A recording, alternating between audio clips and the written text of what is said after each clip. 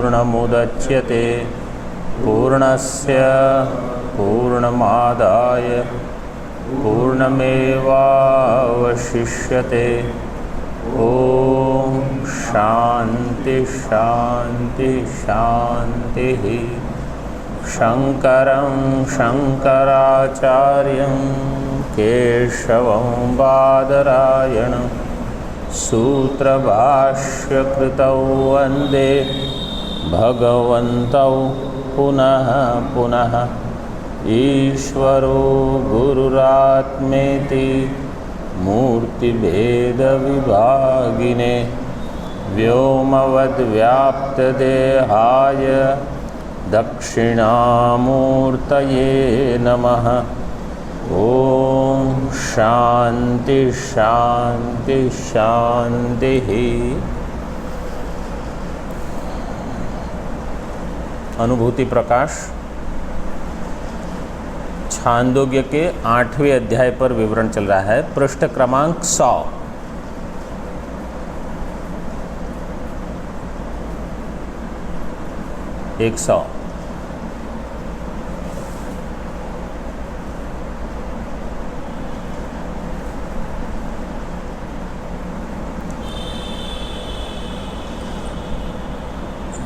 आत्मा का लक्षण बताया।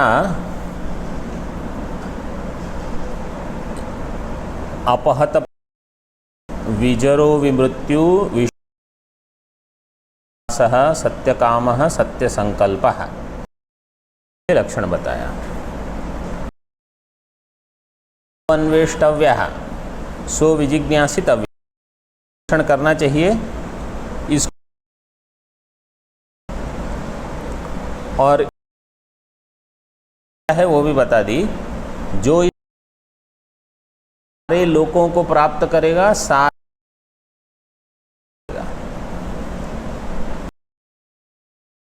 कि आत्मा स्थूल शरीर के धर्म और प्राण विवेक है। मैंने अब मुझे लगती है तो मेरा या मैं बूढ़ा कौन हो रहा है?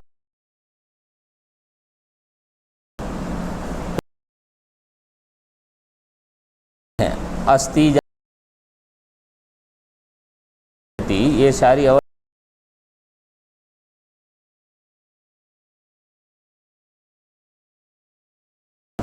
तो भूख प्यास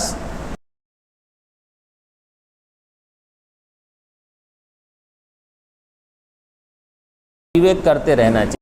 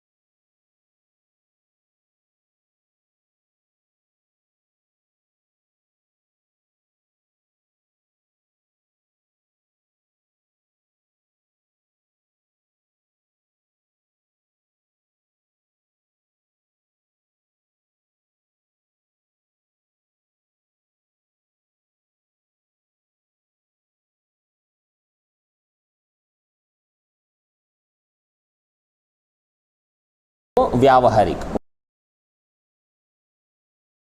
आदि पदार्थ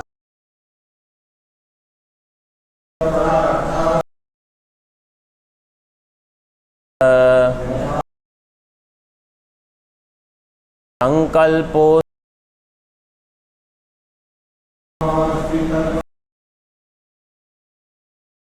सत्यता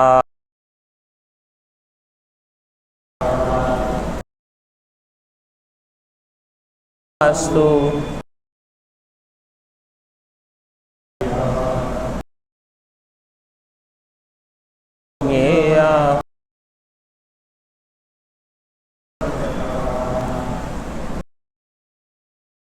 है ऐसा होगा। आकाश तु यथा पूर्वम भवन्तु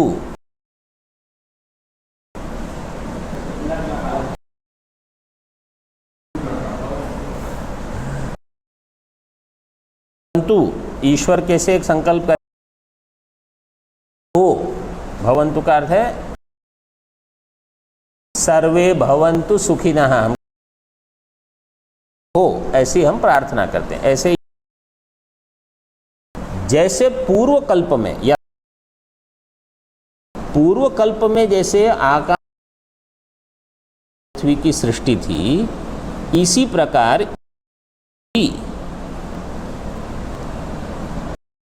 पदार्था भवन्तु।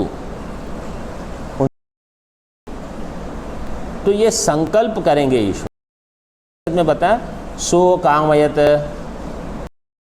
जाये, उन्होंने कामना की। नहीं तो दूसरा एक शब्द श्रुति में प्रयोग ईक्षण, ईक्षण का संकल्प, संकल्प चेतन में होता है, जड़ में नहीं। आपको पंखा पीछे का बंद करना है तो बंद कर दो। संकल्प हमें होता है, जड़ में नहीं होता। तो कहते हैं कि प्रधान से सृष्टि हुई, तो वेदांत कहेगा कि प्रधान तो जड़ है, जड़ से सृष्टि। जैसे यहाँ समझो दो कुर्सियाँ हैं, हम दरवाज़ा बंद करके सब बाहर निकल जाएं और कुर्सियों को कहें कि आप संकल्प करो 2 से 5 हो जाओ, हो जाएंगी? उसके लिए तो कोई कारीगर चाहिए जो कुछ सामान लेके आएगा, उपादान कारण होगा, फिर वो निमित्त कारण बनेगा, बनाएगा। तो जड़ से सृष्टि नहीं हो सकती। सांख्य का ये सिद्धांत है, उसका खंडन कर, इसको ईक्षण शब्द कहते हैं। तो संकल्प, काम, ईक्षण, ये सारे शब्द यही बताते हैं कि वहाँ कोई चेतन है। जड़ में संकल्प नहीं हो सकता, जड़ में कामना नहीं हो सकती, जड़ में ईक्षण नहीं हो सकता। इस प्रकार का संकल्पो अस्ति, इस प्रकार का संकल्प है परमात्मा में।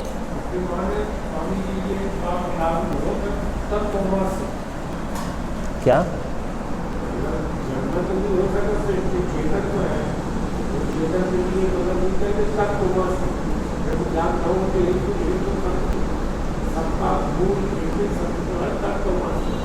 तत्वमसि क्या? मुझे हाँ वो, हाँ तो नहीं, तत्वमसि कहने का प्रयोजन ये है कि वो ही ब्रह्म जिससे सृष्टि हुई है वही आप हो। हाँ हाँ ठीक है। तो अगर वो जड़ के लिए होगा तो तत्वमसि क्या कहेगा? आप जड़ हो, ऐसा तो नहीं कह सकता। आप चेतन हो वो तो आपको पता ही है, केवल चेतन का स्वरूप क्या है वो हमें अज्ञात है, उसी को शास्त्र से जानना है। ततो व्यावहारिक सत्यता ज्ञेया, इसके लिए चूंकि ये सृष्टि ईश्वर की बनाई है इसलिए इसमें व्यावहारिक सत्य है। वहाँ संकल्प मात्र से सृष्टि हो सकती है, इसी को कहते हैं सत्य काम सत्य संकल्प। हम संकल्प करेंगे तो नहीं होगा, उसके लिए बहुत कर्म करना पड़ेगा, उसमें फिर विघ्न आएंगे। फिर विघ्न की निवृत्ति करनी पड़े, ये सब हमको करना पड़ता है। ईश्वर को कोई आपत्ति नहीं। यही उनमें और हम में भेद है। आगे सोन्वेष्टव्य इति एतद व्याचक्षाणो अन्वेषण पदार्थमाह। देखो श्लोक कैसे विधि से आचार्य दिखा रहे हैं, ये एक समझने की चीज़ है। पहला शब्द था अपहत पापमा, ठीक है, वो कौन से श्लोक में उसका अर्थ बताया? चतुर्थ श्लोक में, प्रथम उत्तरार्ध चौथे श्लोक की पहली पंक्ति जो है उसमें अपहत पापमा का अर्थ बता दिया। फिर विजरो विमृत्यु उसका अर्थ चतुर्थ श्लोक की दूसरी पंक्ति में बताया। देखते रहो पुस्तक में। पांचवें श्लोक की पहली पंक्ति में कहा अशोक विशोक और विजिगत्सो अपिपास, उसका अर्थ बता दिया। फिर सत्य काम सत्य संकल्प और छठे सातवें श्लोक में बताया। अभी आठवें में बता रहे हैं सो अन्वेष्टव्य, उसका अर्थ कि अन्वेषण कैसा करना है। अन्वेष्य परमात्मायं माया तत्कार्य लक्षितः गुरुशास्त्रकृतो बोधस् तस्यान्वेषणमुच्यते।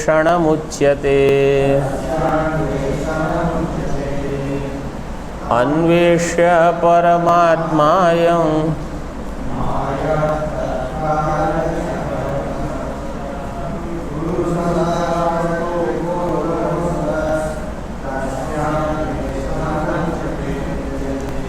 अयम परमात्मा अन्वेष्य, ये परमात्मा ब्रह्म, इसका अन्वेषण करना होगा, ये अन्वेष्य है। और ये क्या है? माया तत्कार्य लक्षित है। माया और उसके कार्य से, लक्षणा से ये जाना जाएगा, क्योंकि परमात्मा किसी शब्द का वाच्यार्थ नहीं है, वो क्या है? केवल लक्ष्यार्थ है।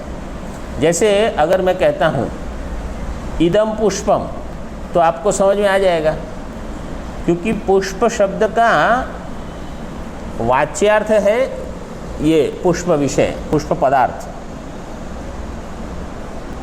लेखनी, इयम लेखनी, लेखनी शब्द का अर्थ ये है, और तुरंत समझ में आ जाएगा। अब मैं कहूँगा ब्रह्म, तो कोई सीधे एक चीज़ समझ में नहीं आएगी, क्योंकि ब्रह्म किसी का वाच्यार्थ नहीं। बोले हम कहेंगे सत्यम ज्ञानम अनंतम ब्रह्म, आप ब्रह्म शब्द से हम परिचित नहीं हैं। सत्य शब्द परिचित है, ज्ञान शब्द परिचित है, अनंत, बोले ये तीन शब्द भी ब्रह्म के वाच्यार्थ नहीं है। ये तीन शब्द भी लक्षणा से ब्रह्म को दिखाते हैं। लक्षणा का अर्थ क्या है? कि कोई शब्द सीधे सीधे वहाँ जाके नहीं गिरेगा। जैसे पुष्प शब्द यहाँ आके गिरता है, लेखनी शब्द यहाँ आके गिरेगी, मनुष्य शब्द यहाँ आके गिरता है। सत्यम शब्द सीधे कहीं जाके नहीं गिरेगा। सत्य शब्द क्या बता रहा है? उस चीज़ को बता रहा है जिसमें परिच्छेद नहीं है, मतलब जो बाधित नहीं होता। परिच्छेद मतलब जिसका बाध ना हो। ज्ञान शब्द वो बता रहा है जो ज्ञाता नहीं है, ज्ञेय नहीं है, क्षणिक ज्ञान नहीं है, वृत्ति ज्ञान, ये सारी जो ज्ञान की अलग अलग प्रकार से समझ है हमारी, वो जो नहीं है, ऐसा ज्ञान वो है ब्रह्म।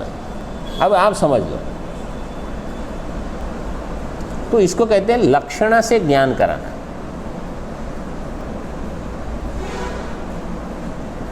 इसके लिए क्या यहाँ कहा? माया तत्कार्य लक्षित, माया से जो लक्षित होता है, क्योंकि माया जगत की सृष्टि करती है, उस जगत की सृष्टि के पीछे जो चेतन है वो ब्रह्म है, ऐसे। और माया का कार्य मतलब ये सब जगत इत्यादि। अभी देखो अगली पंक्ति, गुरु शास्त्र कृतो। किसी ने आपको कह दिया आत्मा का अन्वेषण करो, क्या करोगे? अन्वेषण का अर्थ क्या है? खोज करना। आत्मा की खोज करो, कहाँ ढूंढोगे उसको? कौन से कमरे में आत्मा है? जाओ कोठारी जी को पूछो, आत्मा को पकड़ना है। अभी अगर किसी ब्रह्मचारी का नाम ही हो, कोई महात्मा का नाम हो आत्मानंद है, बोले पकड़ो इनको, क्यों? आत्मा का अन्वेषण करना है। तो देखो यहाँ विद्यारण्य स्वामी जी स्पष्ट कर देते, गुरु शास्त्र कृतो बोधः तस्य आत्मनः अन्वेषणम उच्यते। आत्मा का अन्वेषण क्या है? गुरु और शास्त्र का जो बोध है, गुरु और शास्त्र से जो ज्ञान प्राप्त होता है वही आत्मा का अन्वेषण है। शास्त्र से वेदांत शास्त्र लेना और गुरु से जो श्रोत्रिय ब्रह्मनिष्ठ गुरु हो, वो भी आगे बताएंगे। मतलब अन्य शास्त्र से तो आत्मा का अन्वेषण नहीं होगा, वेदांत शास्त्र से। तो वहाँ से जो ज्ञान प्राप्त होता है वही ज्ञान बताएगा। देखो आत्मा का अन्वेषण मतलब क्या? आत्मा क्या है, क्या नहीं है,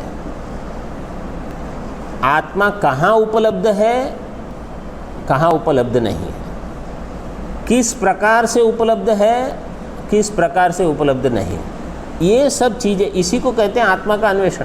जैसे अगर इस कमरे में समझो ये एक पुष्प हमने कहीं रख दिया छिपा के और सबको कहा इस पुष्प का अन्वेषण करो, तो अगर आपको यही पता नहीं है कि पुष्प क्या है, आप किसको ढूंढोगे?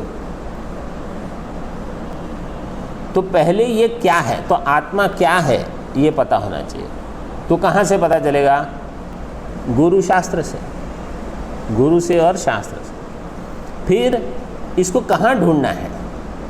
तो समझो आप कहोगे कि मैंने कहा इसको ढूंढो इस कमरे में, आप जाओगे किसी और कमरे में और वहाँ ढूंढते रहोगे और आके कहोगे नहीं मिला।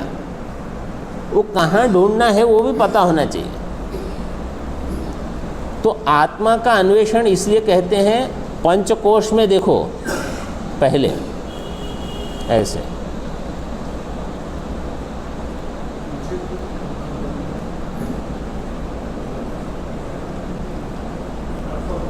हाँ इनको तो वैसे ही खांसी हो रही है लेकिन कम कर दो, कम कर दो। अच्छा कम है ही नहीं, है कुछ विकल्प है इसमें?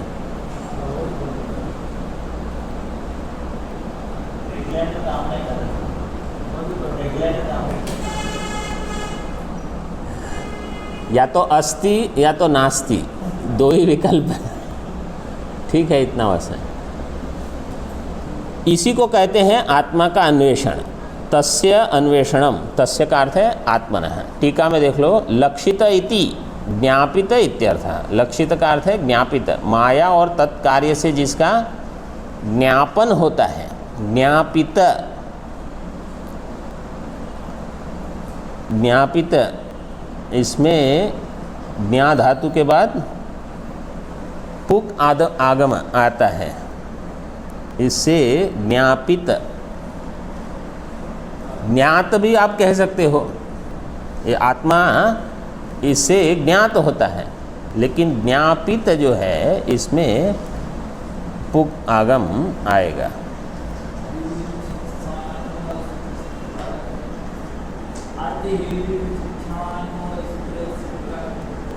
नहीं, ये मैं बताता हूँ, देखना पड़ेगा।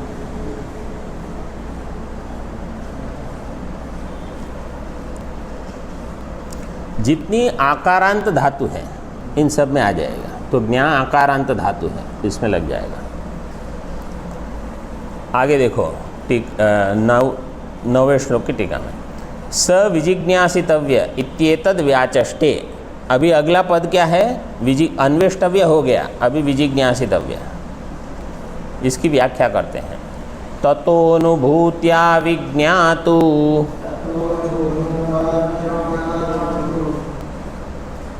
मेष्टव्योधि निरोधतः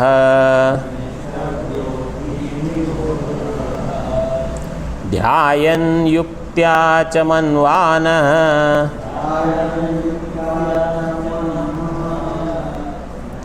स्वात्मानुभवमाप्नुयात् ततोनु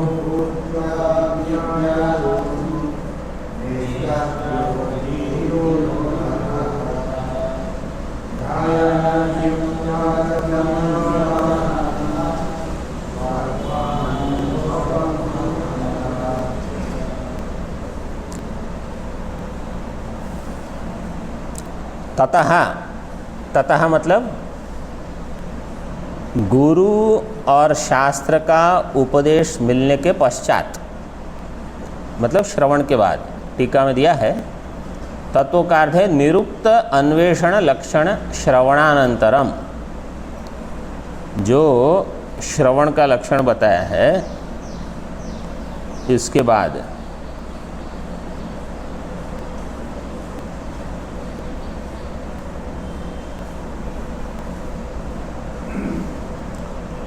अनुभूत्या धी निरोधतः ध्यायन् युक्त्या च मन्वानः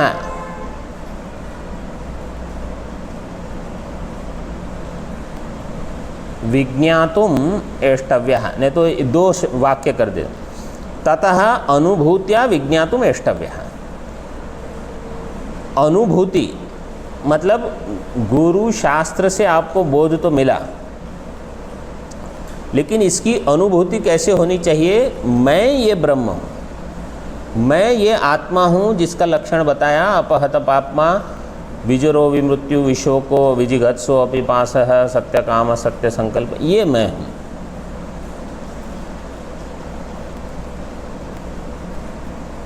विज्ञातुम एष्टव्यः कैसे करना है वो बताते हैं।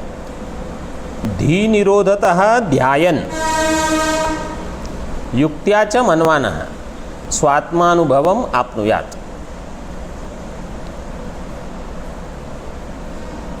धी निरोधतः बुद्धि का निरोध।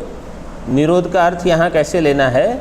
जैसे भगवद गीता के 6ठे अध्याय में बताया है वैसे, जैसे योग शास्त्र में बताया है ऐसे नहीं, इसका भेद है।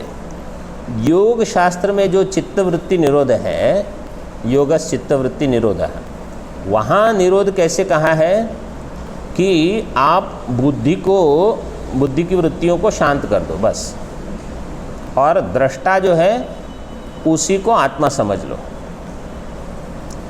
वेदांत में कैसे कहते हैं? आत्मसंस्थम मनः कृत्वा न किंचिदपि चिंतयेत्। मन को आत्मा में लगाओ, मतलब आत्माकार वृत्ति, ब्रह्माकार वृत्ति बनाओ।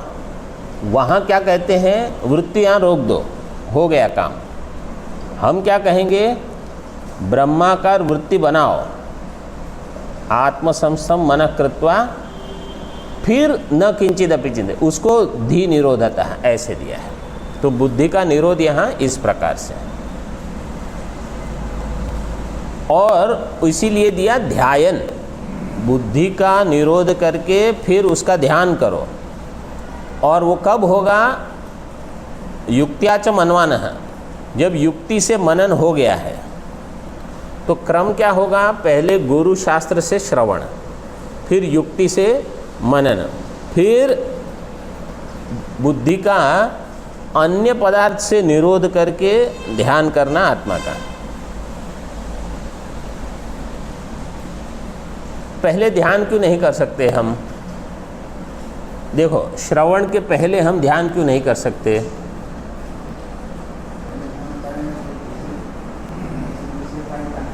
क्योंकि किसका ध्यान करना वही पता नहीं। तो श्रवण से पहले तो किसका ध्यान करना है ये जानना है। अच्छा ठीक है, मनन के पहले ध्यान क्यों नहीं कर सकते?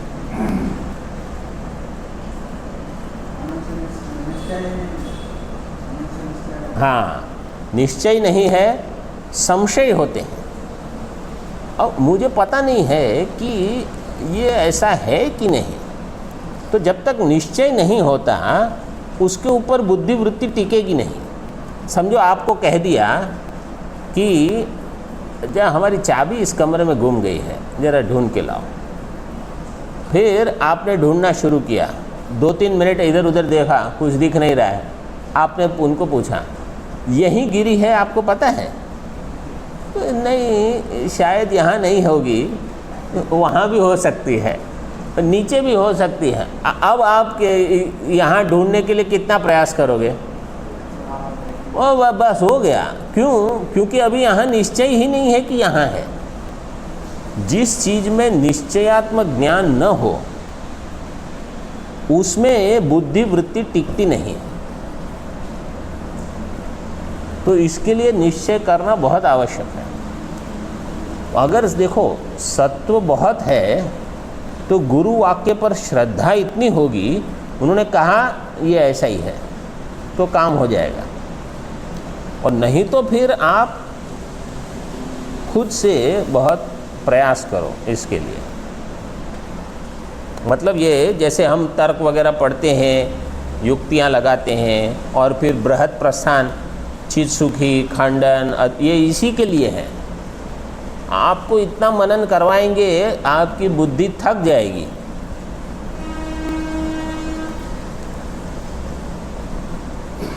इससे स्वात्मानुभव की प्राप्ति होगी। स्वात्मानुभवम आपनुयात। टीका में देखो, ततो निरुक्त अन्वेषण लक्षण श्रवणानंतरम। तो जिसका ठीक ठीक श्रवण हो गया हो। निरुक्त अन्वेषण का अर्थ है जैसे ऊपर बताया गया 8वें श्लोक में, ऐसा अन्वेषण, अपने मनमानी अन्वेषण नहीं। ऐसे अन्वेषण के लक्षण क्या है? वो श्रवण, उसके बाद मनन, उसके बाद ध्यान। अनुभूत्या इति तृतीया अभेदे। ततो अनुभूत्या जो शब्द है ना, अनुभूत्या का अर्थ है वही अनुभूति है। मतलब ऐसा नहीं है कि अनुभूति के द्वारा आत्मा को जानना, अनुभूति ही आत्मा को जानना है। ऐसे धी निरोधता, धी निरोधता का अर्थ है बुद्धि का निरोध। उसका अर्थ दे दिया निधिध्यासनादि, निधिध्यासनात् इत्यर्थ, निधिध्यासन से जानना है। मतलब निरोध यहाँ देखो, मांडुक्य कारिका में निरोध का अर्थ थोड़ा अलग भी दिया है। रज्जु में सर्प का निरोध कर लेना, इसका अर्थ क्या होगा केशवानंद जी? रज्जु में सर्प का निरोध करना, इसका अर्थ क्या होगा?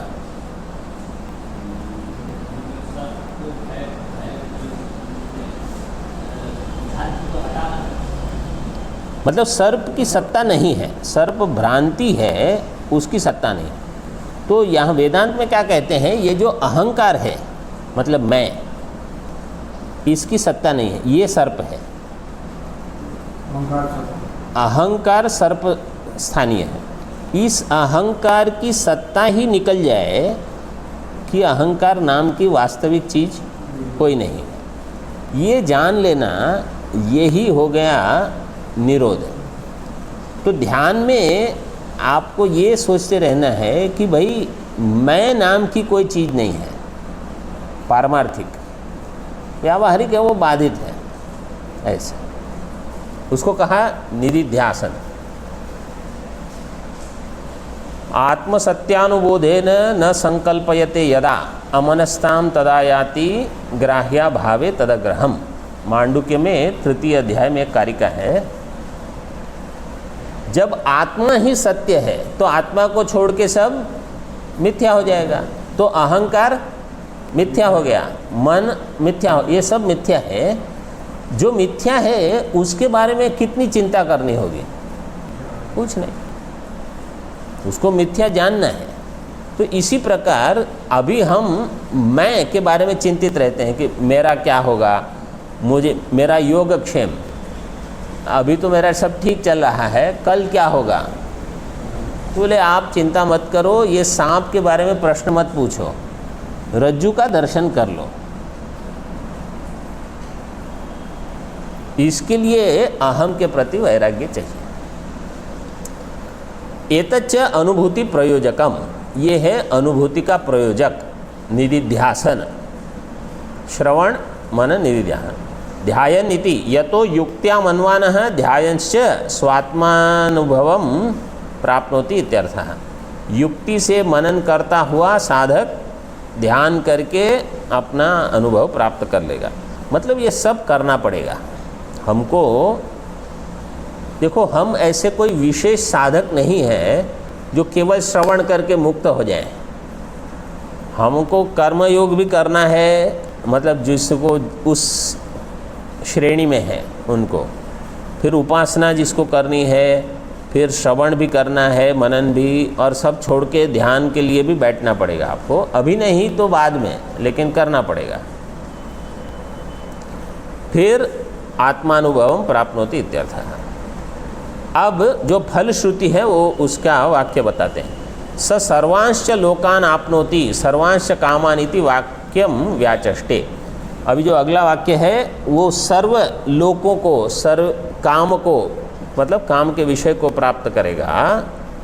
आत्मा को इस प्रकार जानने वाला, उस वाक्य की व्याख्या करते हैं। य एवं वेत्त्यसौ सर्वान् लोकान् कामांश्च विन्दते लोकाधिष्ठानरूपत्वात्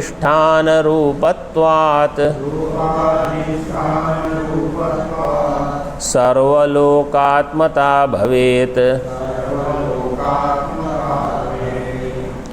य एवं वेत्त्यसौ सर्वान्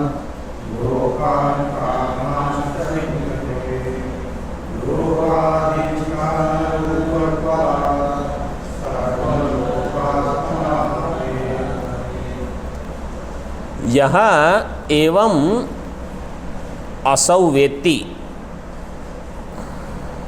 यह एवं वेत्ति जो इसको इस प्रकार जानता है। असौ सर्वान लोकान कामांश्च विन्दते, सीधे ही अन्वय दे दिया है। जो आत्मा को इस प्रकार जानता है वह सारे लोकों को, सारे कामनाओं को, सबको प्राप्त करता है। वो क्यों ऐसा होगा? लोकाधिष्ठान रूपत्वात् सर्वलोकात्मता भवेत्, क्योंकि वो सारे लोकों का अधिष्ठान है, तो सबको प्राप्त कर लेगा। जैसे साधारण दृष्टांत इसका क्या दे सकते हैं? सुवर्ण और आभूषण, सुवर्ण और आभूषण। अभी समझो यहाँ बहुत सारे ऐसे आभूषण पड़े हैं सुवर्ण के, ठीक है। कोई कहेगा आपको क्या चाहिए? मैं कहूँगा मुझे सुवर्ण दे दो, आभूषण तुम ले जाओ, तो उनको क्या मिलेगा? कुछ है, क्योंकि सुवर्ण तो मेरे पास है, आभूषण नाम की कोई चीज़ नहीं रही। इसी प्रकार क्यों? क्योंकि सुवर्ण जो है वो आभूषण का अधिष्ठान है। तो जब मुझे ये पता चल जाएगा कि मैं ब्रह्म हूँ, तो ब्रह्म मैंने प्राप्त कर लिया। क्यों? कैसे प्राप्त किया? क्योंकि मैं ही ब्रह्म हूँ। ब्रह्म को प्राप्त करना मतलब जान लेना कि मैं ब्रह्म हूँ, तो ब्रह्म प्राप्त हो गया। इस प्रकार प्राप्ति से क्या होना चाहिए कि और किसी प्राप्ति की इच्छा नहीं रही। क्यों? क्योंकि ब्रह्म सब कुछ है।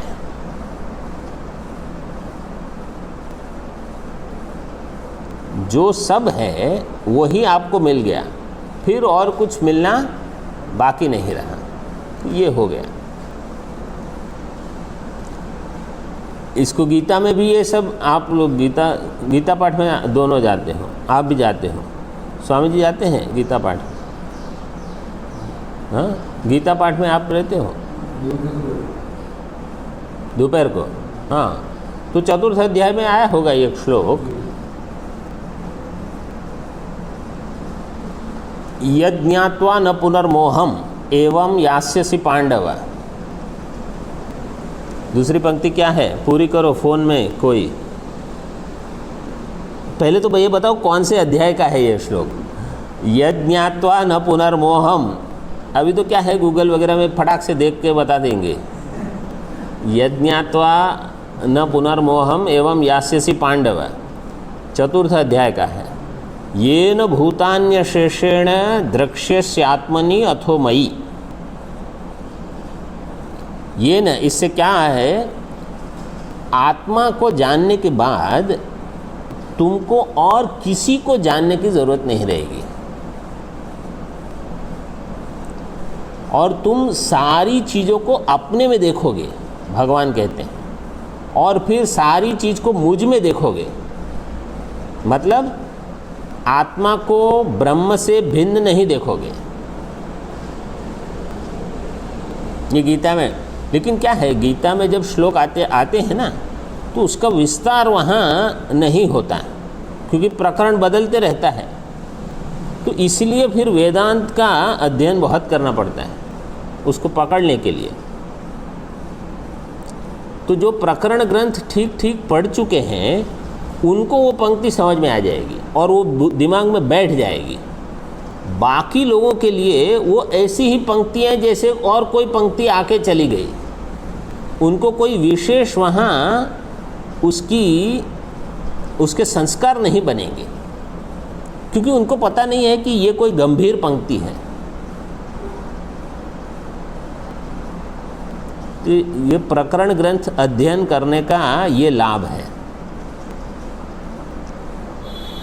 नहीं तो गीता पूरी हो जाती है लेकिन पकड़ में ज़्यादा चीज़ नहीं आती। इसलिए वो नया लगता रहता है। हाँ, इसलिए नया लगता रहता है। अरे बहुत, इस जन्म में नहीं, अनेक जन्म तक नया नया लगेगा। अगर ठीक ठीक अभ्यास नहीं होता तो यही आपत्ति लगती है। और दूसरा क्या है कि अगर सारा समय दूसरी चीज़ कंठस्थ करने में लग जाते हैं, लेकिन गीता के श्लोक या भाष्य की कुछ कुछ पंक्तियां हैं वो उसके संस्कार नहीं बनते, तो जैसे दूसरी चीज़ परिचित लगती है और गीता अपरिचित लगेगी। और गीता तो केवल 700 श्लोक है, उसमें भी पहला अध्याय तो छोड़ दो, अंतिम थोड़े श्लोक छोड़ दो, बाकी बचे तो बहुत कम। उसी पर चिंतन बहुत कम हो जाता है फिर, क्योंकि दूसरे चिंतन में हम लगे रहते हैं। लेकिन होता है धीरे धीरे, मेहनत बहुत करनी पड़ती है, बिना मेहनत के कुछ नहीं होता, ये एक हकीकत है। मतलब ऐसे बहुत लोग होंगे जिन्होंने 3-4 बार तो गीता यहाँ सुनी चुके होंगे, अष्टादशा में भी होती है और ऐसे भी सुबह के पाठ, शाम के पाठ, और फिर भी संस्कार नहीं बनते। तो समय लगता है, इसीलिए कहा ना कि मनुष्याणाम सहस्रेषु कश्चित यतति सिद्धे, हजारों में से कोई कोई ठीक ठीक यत्न करता है मुझे जानने का, और ऐसे बहुत सारे यत्न करने वाले जो हैं उसमें से कोई एक ठीक ठीक मुझे जानता है। यतताम अपि सिद्धानाम कश्चिन माम वेत्ति तत्वतः, कोई 1-2 जानते हैं। तो ऐसे जल्दी जल्दी में जो अध्ययन भी हो जाता है, वो जिसका पहले से पूर्व पठित है उनको आनंद आता है, क्योंकि वो तो अपने में ही रमण कर रहे हैं। और जिनको संस्कार नहीं है उनको बनाने पड़ेंगे। तो पहली, दूसरी, तीसरी, चौथी बार जब हो गया, फिर ऐसा लगता है कि हाँ हाँ चलो, अर्जुन से भी परिचय है, भगवान से भी परिचय है, कम से कम मुझे 18 अध्याय के 18 नाम तो याद है। फिर धीरे धीरे लगता है अच्छा इस अध्याय का ये विषय है, इस अध्याय का ये विषय है। तो जिसकी पूर्व जन्म की तैयारियां होती हैं उनको सरल हो जाता है। सीधे जो इतना साधन चतुष्टय न हो तो उनको कठिन लगता है। अब जिसकी गीता ही ठीक हो गई, फिर उनको उपनिषद भी पकड़ में आने शुरू हो जाते हैं अच्छे से। गीता की पंक्तियाँ सरल भी है, सिद्धांत भी सरल। उपनिषद में थोड़ा ये उपासना का प्रकरण वगैरह इतनी आसानी से नहीं बैठता। आगे देखो, स सर्वांश्च, हाँ ये श्लोक हो गया ना, हाँ टीका में, एवं पूर्वोक्त श्रवणादि पुरस्सरम, यह एवं वेत्ति, एवं का अर्थ है जिसने गुरु शास्त्र का श्रवण किया, फिर मनन किया युक्ति के द्वारा, फिर ध्यान किया आत्मा के ऊपर, उसको ज्ञान होगा। सोपपत्तिकम सर्वलोकाप्ति पदार्थम आह, उपपत्ति के द्वारा सारे लोक और उसके पदार्थ की प्राप्ति इसको हो जाएगी। सर्वलोक आप्ति पदार्थम, सर्वलोकानाम आप्ति ही, सर्वलोकाप्ति तदेव पदार्थ है, वही उसकी प्राप्ति है, उसको प्राप्त कर लेगा। अभी सर्व कामाप्तिम उपपादयति, अगला शब्द बताते। ये विद्यारण्य स्वामी जी कमाल है। एक वाक्य में जितने पद हैं, हर एक पद की व्याख्या एक एक श्लोक में या आधी आधी पंक्ति में कर रहे हैं एक के बाद। अभी केवल वही जो प्रजापति जी ने सूचना दी थी, केवल उसी के एक एक वाक्य की उसका विवरण कर रहे हैं। इसके बाद अब इंद्र विरोचन का प्रकरण शुरू करेंगे। कामास्तु विषयानन्दाः स्वात्मानन्दस्य तेऽखिलाः लेशास्ततः सर्वकाम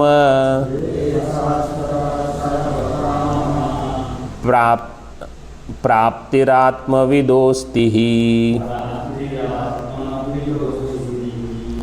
कामास्तु विषयानन्दा स्वात्मानन्दस्य तेऽखिलाः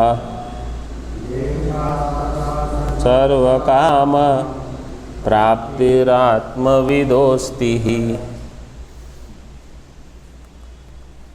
कामाः, क्योंकि कहा सर्वांश कामान आपनोति, तो सर्वांश कामा, कामा क्या है? कामाः तु विषयानन्दाः, आनंद रूप जो विषय है उनको ये प्राप्त कर लेगा। जो विषय है और जो आनंद है, विषयश्च असौ आनंदश्च इति विषयानंदः ते विषयानंदः। स्वात्मानंदस्य ते अखिलाः, विषयानंद क्या है? स्वात्मानंद ही है, आत्मा का ही आनंद, लवलेश उसके छोटा परिणाम, परिमाण, लघु परिमाण जो है वही क्या हो गया? विषयानंद। जैसे गंगा जी इतनी है, गंगा जी में बहुत जल है, कोई कहेगा सुबह उठ के आपको गंगा पान करना है, कितना गंगा जी का पान करोगे? एक दो बूंद लोगे और कितना? गंगा जी तो इतनी है, गंगा जी का पान करना मतलब पूरी गंगा जी को थोड़ी कोई लेने वाला है। इसी प्रकार कोई कहेगा मैंने गंगा स्नान कर लिया, तो गंगा जी का थोड़ा जो पानी है उससे आपका स्नान, चाहे वहाँ जाके क्या, चाहे यहाँ गंगा जी लेके आए फिर किए, जो भी हो, गंगा जी से शिव जी का अभिषेक किया तो एक लोटा चढ़ाया, और क्या। तो इसी प्रकार परमात्मा जो है उसका आनंद, आत्मानंद, उसकी थोड़ी बूंदे ये विषयानंद बन गई। उसी विषयानंद से इंद्र की भी तृप्ति हो जाती है। यत् सौख्याम्बुधि लेश लेशत इमे शक्रादयो निर्वृता, शक्र इंद्र का नाम है। इंद्रादि भी उसी सुखी हो जाएंगे। सौख्याम्बुधि लेश लेशत, उसके कण के कण से आत्मानंद के कण से इंद्र की तृप्ति हो जाएगी। अब इंद्र का भोग कितना होगा आप कल्पना करो। हमको यहाँ किसी को 100 रुपये दक्षिणा में मिले तो बहुत प्रसन्न, और 200 मिले तो नाचने लगेंगे शायद, मुझे लगता है सब कमरे में जाके, सबके सामने तो नहीं। और आप देखो लोग वहाँ शहरों में हजारों करोड़ की बात करते हैं, उससे कम में नहीं। कोई कहेगा कि अभी यहाँ एक नया कारोबार को शुरू करना है, कितने चाहिए? बोले 5,000 करोड़ में तो हो जाएगा, आरंभ हो जाएगा काम। कितने में? 5,000 करोड़। और यहाँ लोग 100 और 200 में धन्योस्मि कृतकृत्योस्मि कर रहे हैं। तो यही है, परमानंद कितना है। और इंद्र वगैरह को तो इतने छोटे भोग से ही शांत हो गए, तो बाकी लोगों की तो क्या बात है। उनको क्या चाहिए? छींटे भी नहीं चाहिए, उससे ही तृप्त हो जाएंगे। इसलिए देखो लेशाहा शब्द दिया, स्वात्मानंदस्य, फिर उसके बाद जगह ते का अर्थ है विषयानंदाहा अखिलाहा। अभी आपको केवल श्रवण करना है, ज़्यादा तो दिखेगा नहीं, दिख रहा है तो बहुत अच्छा है। सर्व काम प्राप्ति ही आत्मविदो अस्ति ही। आत्मविदः, जो आत्मविद है उसको, षष्ठी है आत्मविदः, सारे कामों की, कामना के जो पदार्थ है उसकी प्राप्ति हो जाएगी। ये उपनिषद में कहा, जैसे तैत्तिरीय में सोष्णुते सर्वान कामान सह, वो सर्वान कामान सह अश्नुते, जीवन मुक्त, सारे पदार्थ उसको एक साथ मिल जाएंगे। इसका अर्थ क्या है? उसका अर्थ ये हो सकता है क्या कि उसको सब पदार्थ मिल गए, जैसे भगवान शंकराचार्य जी हैं, उनको सारे पदार्थ मिल गए, ऐसा होगा? उसका अर्थ अलग से समझना है। उसका अर्थ क्या होगा कि जो सारे पदार्थ हैं उसकी उनको कामना ही नहीं रही, क्योंकि उन पदार्थ से क्या प्रयोजन सिद्ध होगा? सुख मिलेगा, सुरक्षा मिलेगी। बोले मुझे सबसे अधिक सुरक्षित है वो मैं हूँ, जो सबसे अधिक सुख रूप है वो मैं हूँ, और क्या चाहिए मुझे? लोगों को सुरक्षा चाहिए कि भाई कुछ ना कुछ ऐसा हाथ में आ जाए तो मैं 80-90 साल तक खींच लूँ, रहने की जगह, थोड़े पैसे, थोड़ा कुछ, ये स्वास्थ्य भी ऐसा हो। बोले आप आत्मा जो है आप, वो सबसे सुरक्षित है, उसको कहीं से असुरक्षा नहीं हो सकती। अब आपको और क्या चाहिए? अगर कोई कहेगा कि नहीं मुझे यही बैठ नहीं रहा है, बोले यही पाप कर्म का फल है। पाप कर्म क्या करता है? शास्त्र का और गुरु का जो उपदेश है वो वहीं रोक देगा। बोले मैं तुमको समझने ही नहीं दूंगा। बोले समझ में भी आ जाता है लेकिन पच नहीं रहा है। बोले यही पाप कर्म यही करेगा।